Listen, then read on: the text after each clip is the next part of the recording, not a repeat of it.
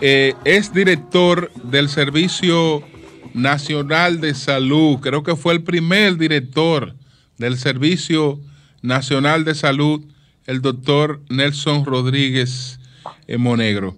Buenos días, doctor. Recordando, ¿cómo está usted? Julio, perdona la interrupción, que él presentó su carta de renuncia febrero del 2018. Había estado en el sector público, en el sector de salud desde el 2006, y en esa carta, entre otras grandes verdades, él recordaba que siempre le decían: usted no es un hombre del sistema. Y él decía que sentía orgullo por eso, pero bueno, ya podrá ampliar en esta entrevista. Buenos días, doctor. A todos. Un Igual, saludo Nelson. a todos. Saludos, doctor. Y felicidades, María Elena. Y una Gracias, expresión doctor, de cómo la juventud se ha prolongado ya. Gracias. Doctor, Un abrazo a todos y todas. doctor, en lo que usted ha observado hasta ahora de el manejo de la pandemia y la calidad de los servicios médicos, denos pues por favor su visión.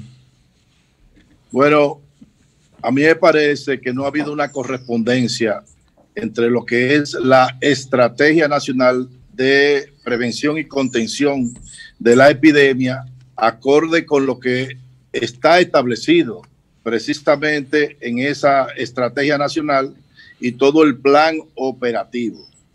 ¿Cuál ha sido una de las grandes debilidades? Que no ha habido una visión desde el punto de vista salubrista, desde el punto de vista epidemiológico, sino que la epidemia se ha manejado desde el punto de vista clínico. Nos hemos dedicado a tratar a los enfermos, más que a evitar que se enferme la gente mediante una serie de medidas. Por ejemplo, se habla mucho del incremento del número de pruebas, pero que resulta que esas pruebas, que son una herramienta fundamental para dos cosas. Primero, para, desde el punto de vista epidemiológico, tener conciencia de en qué áreas o sectores hay un incremento de la transmisión comunitaria de la misma.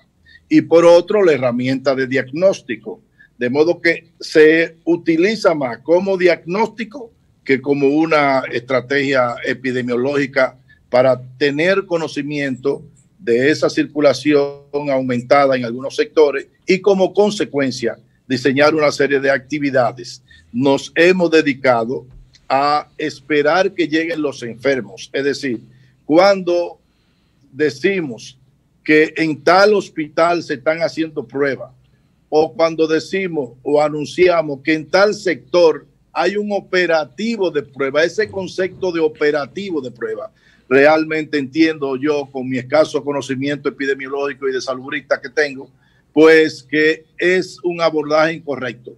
¿Qué es lo que se persigue desde el punto de vista epidemiológico? Pues identificar los casos, y esto implica buscar activamente los sintomáticos respiratorios y entonces mapear, rastrear a los contactos, y esos contactos ponerlo en cuarentena y los positivos aislarlo. Hasta este momento ese no ha sido la estrategia, ni se tiene conocimiento incluso de los pacientes, llamémosle así, aunque sean asintomáticos, supuestamente positivos, que están en confinamiento en su hogar.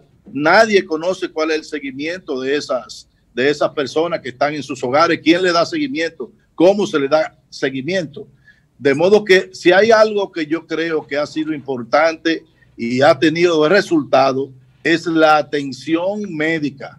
Yo creo que en esta epidemia el hecho de nosotros tener una letalidad baja, menos de un 2%, implica que nuestros médicos y en los servicios asistenciales, tanto privados como públicos, se ha efectuado de manera eficiente la atención a esas personas que han desarrollado complicaciones que ameritan un internamiento, y sobre todo tampoco conocemos, dicho sea de paso, cuál es el porcentaje de la gente que llega a un cuidado intensivo y que ha sido intubado que supera la enfermedad y cuántos fallecen. Doctor, esos son datos que nosotros quisiéramos tener.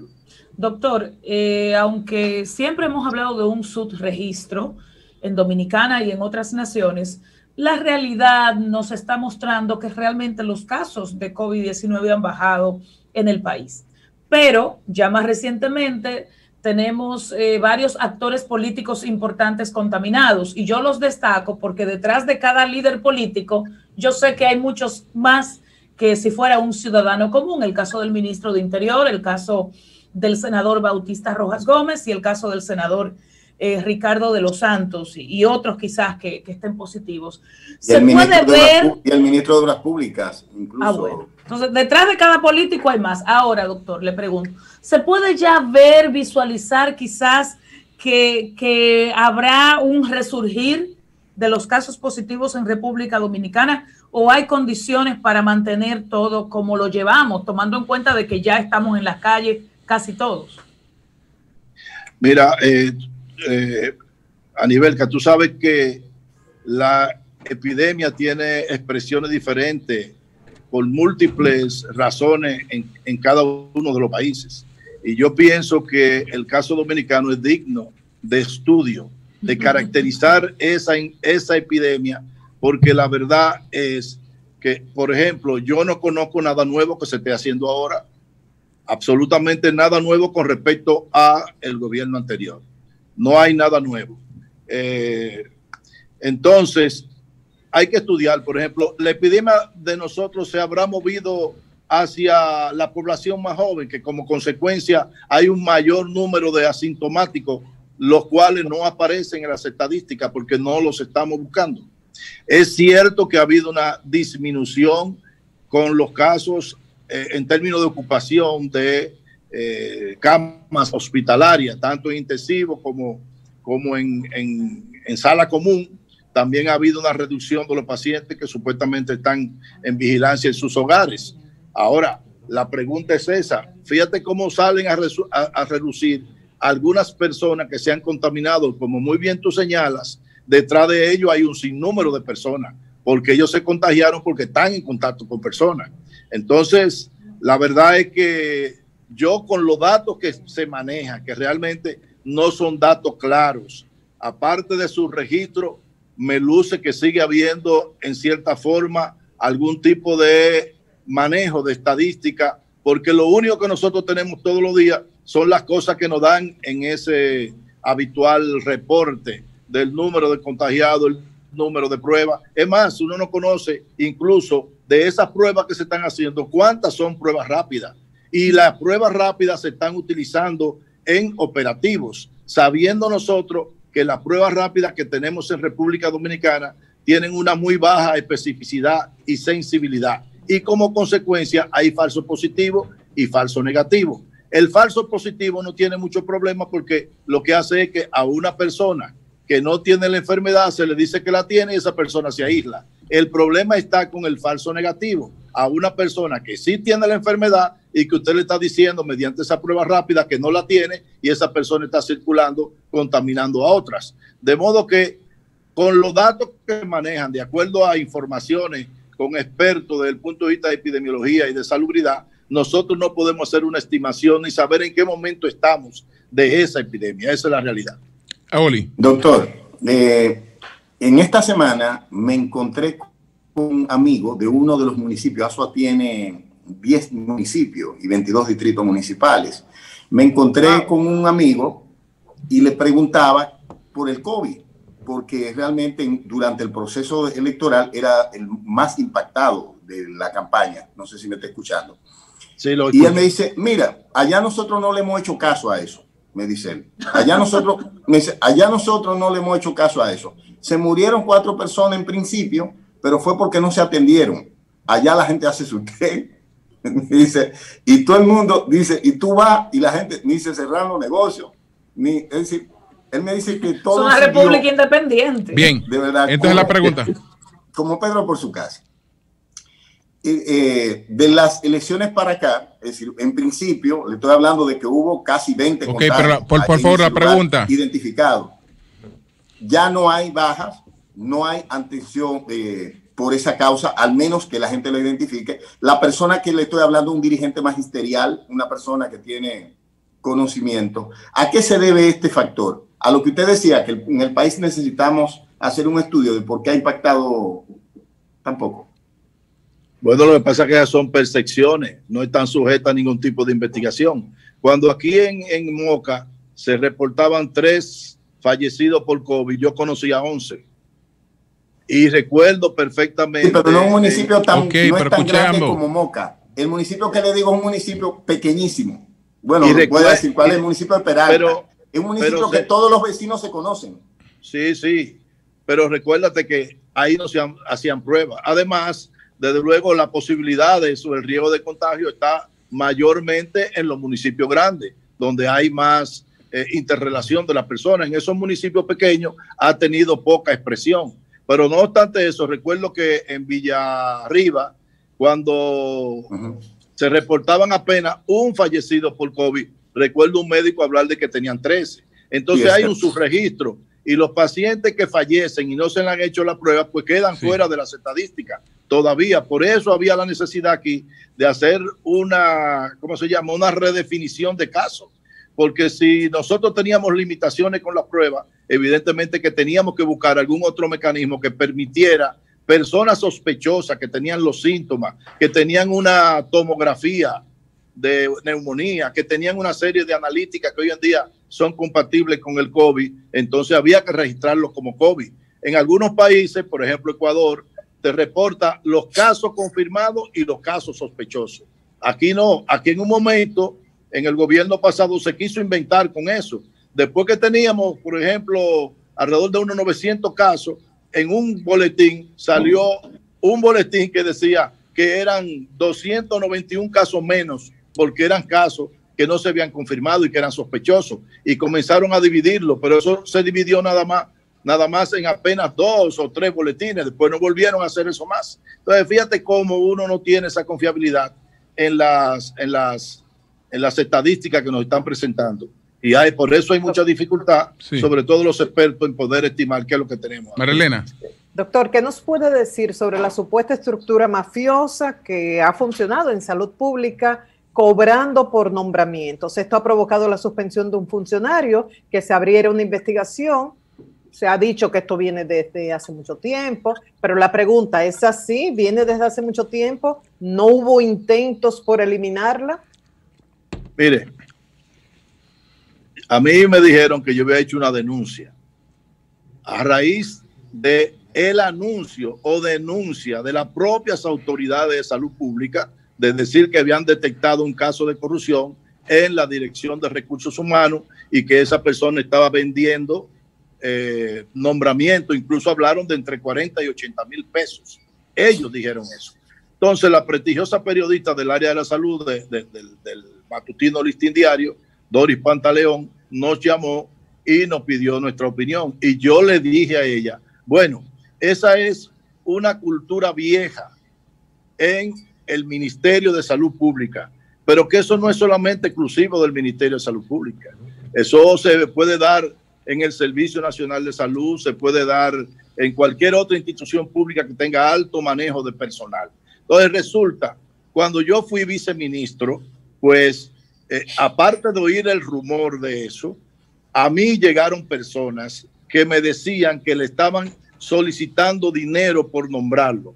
E incluso personas me confirmaron que habían pagado por un nombramiento. Entonces, esas personas, a pesar de mi solicitud, nunca asumieron la responsabilidad de hacer la denuncia pública, quizás o sin quizás por temor a cualquier tipo de represalia de que pudieran perder su empleo. No obstante eso, yo no era ministro de Salud Pública, porque algunos tuits han dicho, no, pero tú duraste qué sé yo cuántos años en el ministerio, no lo resolviste. Pues yo no era ministro de Salud. Yo no era, o la Dirección de Recursos Humanos no dependía ni del Viceministerio de Salud Colectiva, ni el Viceministerio de Atención a la Persona, que fueron los 2 viceministerios que yo ocupé. Ahora, como una preocupación y una lealtad a la gestión a la que yo pertenecía, hablé con varios de los ministros de esa situación. Resulta incluso que con uno me senté y le dije, mira, esto que te voy a decir es algo muy delicado, porque tiene que ver con gente de tu propio entorno gente que tú has traído aquí al ministerio. Y aquí están haciendo esto y aquello. Esa persona lo que a mí me dijo fue, pues mira, esas son personas de mi entera confianza y para mí significan una especie de escudo. Si me está oyendo, él sabrá a quién me estoy refiriendo. Entonces, como me dijo eso, ahí lo dejé, punto. Es decir, que sí, dentro de mis responsabilidades, digamos, tangenciales, estaba el tratar de que las cosas marcharan bien en cualquier dirección o departamento del ministerio, no importa que fueran de mi incumbencia, pero al final no estaba en mi mano. Doctor. Le voy a recordar a ustedes. Sí, adelante. Fíjense, para nosotros conocer, Julio, la dimensión de eso y lo complejo, es que muchos de estos casos, o en su mayoría, no ocurren con el conocimiento de los ministros e incluso muchos no ocurren ni siquiera con el conocimiento de los directores de recursos humanos, porque ¿qué resulta? Que las acciones del personal se pueden dar en el nivel local, en el nivel intermedio, direcciones provinciales o regionales, o en el nivel central. ¿Quiénes son los que demandan nombramiento o cuáles son las vías de trámite de nombramiento? Los políticos, los gremios, los amigos relacionados, familiares de las autoridades, en fin, toda esa gente promueven el nombramiento de alguna persona. Entonces, Eury, apaga el micrófono. Eury, el micrófono. Eury, el micrófono. Quita el sonido, el micrófono, Eury. Perdón, doctor, continúa. Sí, adelante. Doctor, pero ahora se fue el doctor que se frizó el doctor.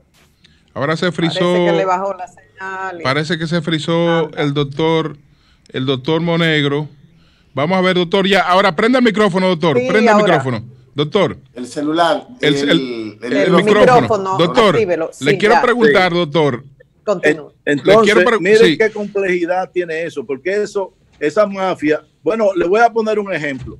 En el hospital Jaime Mota de Barahona se descubrió que se estaban vendiendo nombramientos. ¿Por qué se descubren? Se descubren porque muchas de las personas que habían pagado por ese nombramiento no le había llegado el nombramiento en el tiempo que ellos estimaron. Y entonces hicieron un piquete e hicieron la denuncia. Eso fue en su gestión, doctor. Yo estando en el Servicio Nacional de Salud, se nombró una comisión conformada por el Ministerio de Salud Pública y el Servicio Nacional de Salud, bajo la gestión de la doctora Guzmán Marcelino. Y entonces la investigación arrojó que efectivamente había un enfermero en ese hospital que estaba vendiendo nombramiento, pero que tenía una conexión con la asistente de la directora de recursos humanos del Ministerio de Salud. Incluso eso involucró, si mal no recuerdo, a 2 recepcionistas, a las cuales esa asistente le había pedido el número de su cuenta para depositar dinero ahí. Entonces, esas personas fueron desvinculadas y entiendo yo porque luego el ministerio asumió todo el proceso judicial que fueron sometidos a la justicia. Entonces, fíjense dónde se produjo el hecho y cómo se supo. De modo que, como yo oí el otro día a una persona, el ex ministro reciente salido, que bueno, él se sintió aludido y hizo algunas declaraciones. ¿Qué es Rafael Sánchez? Sí. Cárdenas. Sánchez Cárdenas, sí. Sí, él se sintió aludido, incluso en un chat que nosotros compartimos, puso algo ahí diciendo que él había arreglado todo eso, que él no dejó ningún tipo de plataforma mafiosa ahí, que junto con el MAP y que había llevado incluso una directora de recursos humanos del sector privado, en fin, y que él había totalmente remodelado eso. Entonces, lo primero fue que yo no lo mencioné a él. Lo segundo fue que yo hablé de ministros con los cuales yo había trabajado, no trabajé con él. Bien, doctor, lo tercero es que si él lo arregló, entonces lo encontró mal. Sí. Si él realmente lo arregló, lo encontró mal. Doctor. Y entonces, el decir que no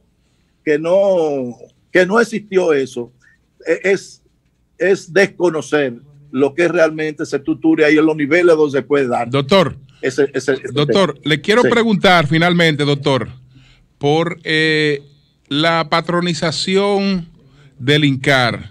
Tengo entendido que usted fue que hizo la advertencia que después se convirtió en una denuncia asumida por unas diputadas, etcétera. Entonces quisiera conocer cuál es su posición con relación a la situación del Instituto del Cáncer. Si usted se opone a un patronato en el Instituto de Cáncer, ¿qué significaría eso? Bueno, lo que pasa es que aquí se quiere hacer como una diferenciación entre privatizar y patronato. Pero la experiencia que tenemos en hospitales con patronato que al final termina privatizado. Es decir, que yo particularmente estoy totalmente opuesto a que el único hospital especializado para dar respuesta a el tema del cáncer, donde van todas las personas pobres y vulnerables y no se le pregunta si tiene o no tiene seguro, pueda pasar a un patronato.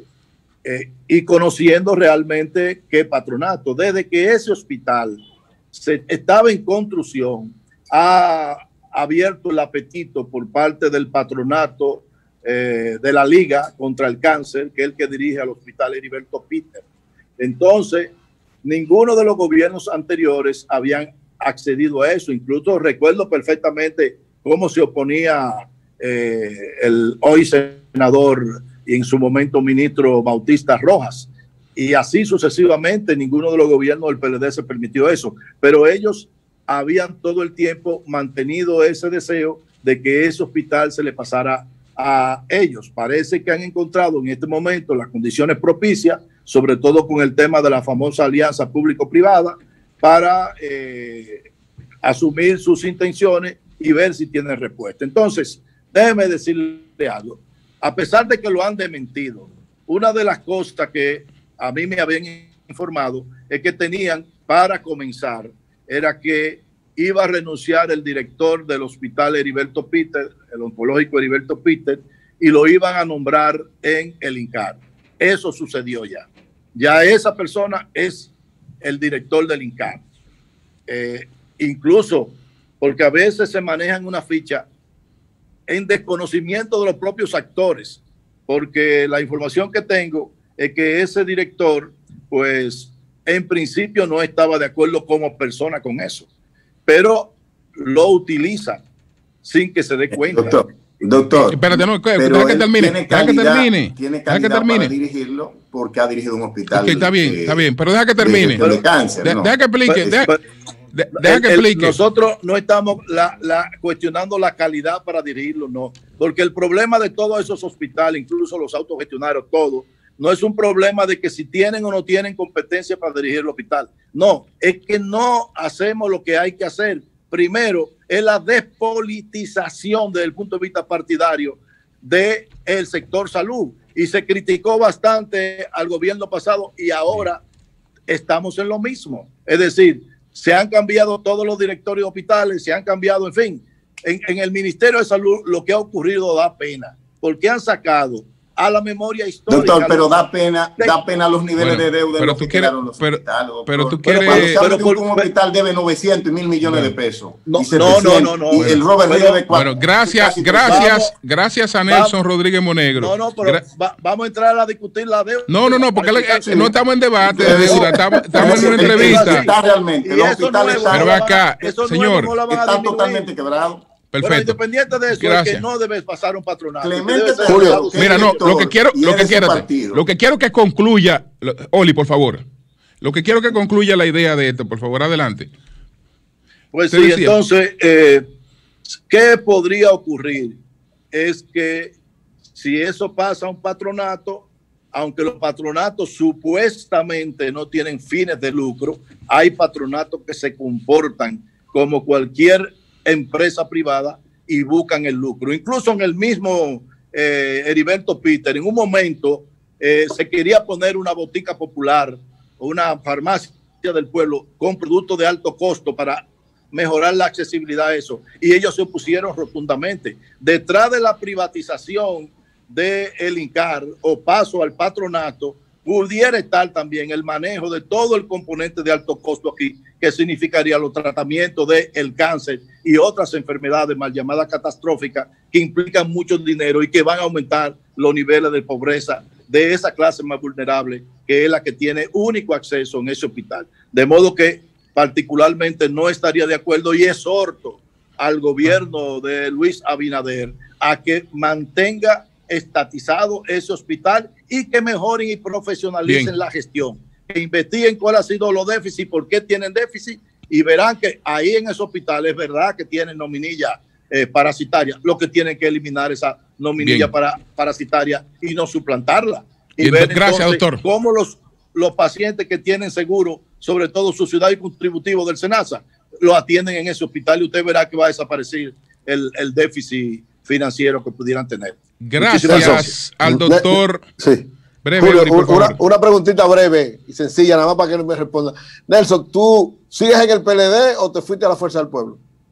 No, en ninguno. Yo no pertenezco a ningún partido. Tú no estás en ningún lado. No, yo renuncié del PLD y no me arrepiento, ya eso es página pasada. No voy a la Fuerza del Pueblo hasta que yo no oiga del líder de ahí hacer el mea culpa, porque tienen parte de la culpa lo ocurrió en ese PLD. De modo que no puede ser que me vaya para allá sabiendo que en el PLD, Eury, búscate el discurso de cuando él asumió la presidencia del PLD, un discurso que hizo hace 20 años ahí en el Club Mauricio Báez. Si él hubiese hecho todo lo que él dijo ahí, hoy en día fuera otra cosa ese PLD. Bien. Perfecto. Muchas gracias, doctor. Muchas gracias. Cambio y fuera.